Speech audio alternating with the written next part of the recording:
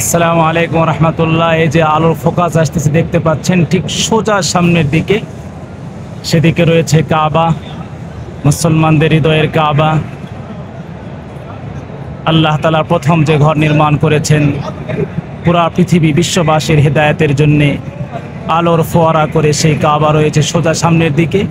আর যেখানে আমি দাঁড়িয়ে আছি এটি ইন্না সফা ওয়াল মারওয়াতা মিন শাআইরিল্লাহ, আল্লাহ পাকের নিদর্শন সমূহের অন্যতম একটি নিদর্শনের স্থান সফা পাহাড়। এটি এই যে সাফা পাহাড় দেখতে পাচ্ছেন, এই যে সাফা পাহাড়ের অংশ বিশেষ এখনও সংরক্ষণ করা হয়েছে এখানে। এখান থেকে হজের অন্যতম একটি ওয়াজিব রোকন সাই স্টার্ট করতে হয়। এটা কয়েক ফ্লোর জুড়ে সাই হয়ে থাকে। একদম মূল যে ফ্লোরটা সেখানে আমি আছি। এই সাফার অংশ যেখান থেকে সুস্পষ্ট যেখানে দেখা যায় এটা হচ্ছে সাফা পাহাড়। এখানে এসে কাবামুখী হয়ে আপনি ডান হাত উঁচু করে দিয়ে আপনি বলবেন বিসমিল্লাহি আল্লাহু আকবার। আপনি বলবেন ইন্না সফা ওয়াল মারওয়াতা মিন শাআইরিল্লাহ। এই সাফা থেকে আপনার সাই স্টার্ট হবে।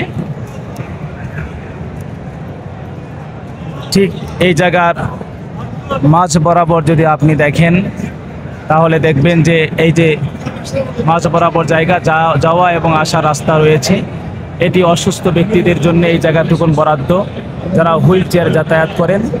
ইলেকট্রিক হুইল চেয়ারও আছে, যেটা আমরা 4 তলায় গেলে পাবো।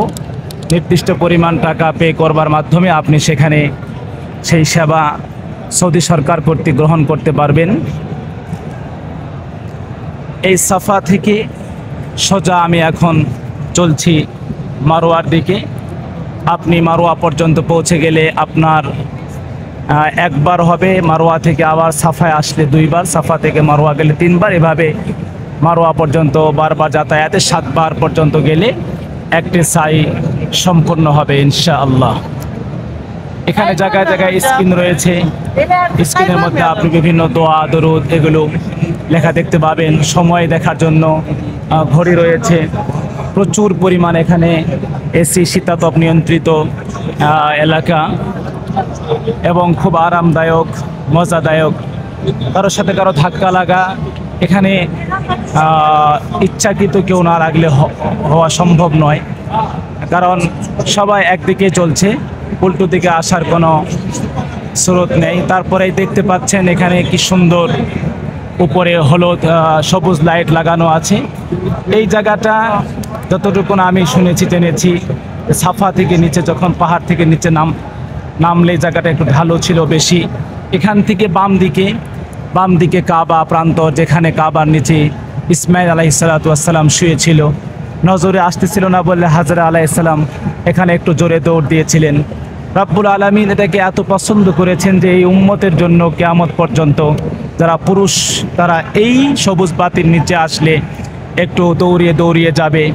এটা সুন্নাহ, আল্লাহ এটাকে পছন্দ করেন, আল্লাহ এটাকে ভালোবাসেন। এজন্য আগত যারা হুজ্জাজে কেরাম, যারা মুতামিরিন, যারা জাইরিন, তারা এখানে আসলে যখন ওমরা করেন কিংবা হজ করেন তখন ওয়াজিব এই রুকুন পালন করবার সময় এই সবুজ বাতির নিচে পুরুষেরা একটু দৌড়িয়ে যায়। দেখতে পাচ্ছেন দৌড়িয়ে যাচ্ছে, এভাবে দৌড়িয়ে যায়।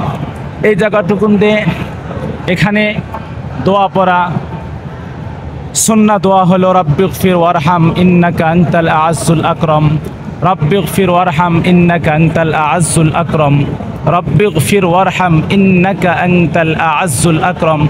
এছাড়াও আপনি বিভিন্ন রকমের দোয়া, জিকির, আজকার, তেলাওয়াতে কোরআন, যা খুশি এগুলো আপনি পালন করতে পারবেন।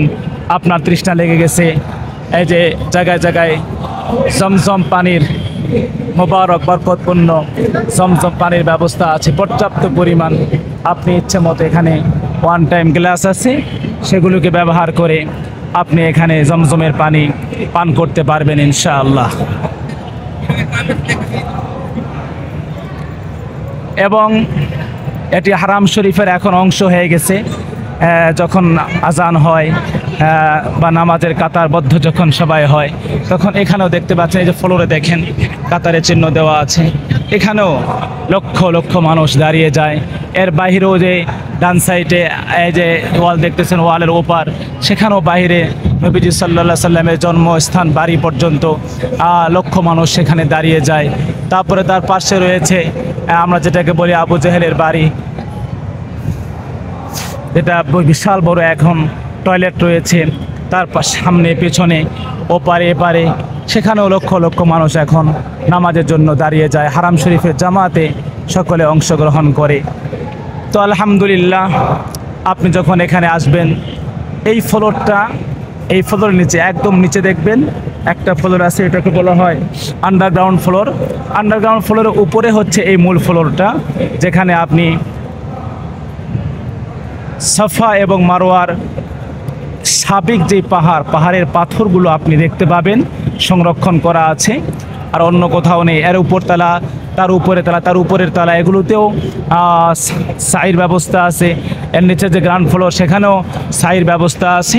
তবে আমার যেইটুকুন জানা, এটি হচ্ছে মূল ফ্লোর। এবং যারা হজ সম্পর্কে জানেন, আসেন, সবচেয়ে বেশি স্বাচ্ছন্দ্য বোধ করেন সকলেই এই ফ্লোরে এসে সাই করার জন্য। কারণ এই ফ্লোরের সাইটার মধ্যে এক আলাদা মজা, আলাদা স্বাদ, আলাদা তৃপ্তি আলহামদুলিল্লাহ আমরা অনুধাবন করতে পারি, হৃদয় ছুঁয়ে যায়। এক অন্য ফ্লোরে করলে কেন যেন মজা লাগে না, কেন যেন একটু স্বাদের ত্রুটি হয়ে যায়। অবশ্যই সেটা করা যাবে, মাসালা আমি বলছি না, আমার নিজস্ব দিলের স্বাদের কথা বলছি, মজার কথা বলছি, আনন্দের কথা বলছি। ইবাদতের মধ্যে আনন্দ স্বাদও তো প্রয়োজন আছে। আলহামদুলিল্লাহ, এই যে আমি গল্প করতে করতে আপনাদেরকে সাফা থেকে নিয়ে চলে আসলাম সোজা মারওয়ার দিকে। আমি খুব স্বাভাবিক, কারণ আজকে আমি এখানে সাই করবার জন্য আসিনি, আমি বিশেষ একজনকে সহযোগিতা করবার জন্য এসেছি। আসবার পরে একটি ভিডিও নিয়ে নিচ্ছি। তো আমি এখানে 1 সেকেন্ডও ভিডিও আটকে রেখে আবার নতুন করে ভিডিও শুরু করিনি, একদম সোজা সেখান থেকে শুরু করেছি এবং আসতেছি। আমি এই মুহূর্তে দেখতে পাচ্ছি মারওয়া টাচ করতে আমার সময় লাগলো 7 মিনিট 30 সেকেন্ড। 30 সেকেন্ড কম হবে, কারণ ওইদিকে তো আমি সাফা পাহাড়ের উপরে কিছুক্ষণ কথা বলেছি, ভিডিওটা ঘুরিয়ে দেখিয়েছি। এই যে আমরা এখন চলে এসেছি মারওয়া পাহাড়ের উপরে। আল্লাহ তাআলা বলেছেন, ইন্নাস সাফা ওয়াল মারওয়াতা মিন শাআইরিল্লাহ, নিশ্চয় সাফা এবং মারওয়া আল্লাহ তাআলা নিদর্শন সমূহের মধ্যে অন্যতম দুটি নিদর্শন। আলহামদুলিল্লাহ, এখানে রয়েছে হাজর আলাইহিস সালামের স্মৃতি, এখানে রয়েছে মুহাম্মদ আরবি সাল্লাল্লাহু আলাইহি সাল্লামের স্মৃতি। এই যে জায়গাটি মারওয়া।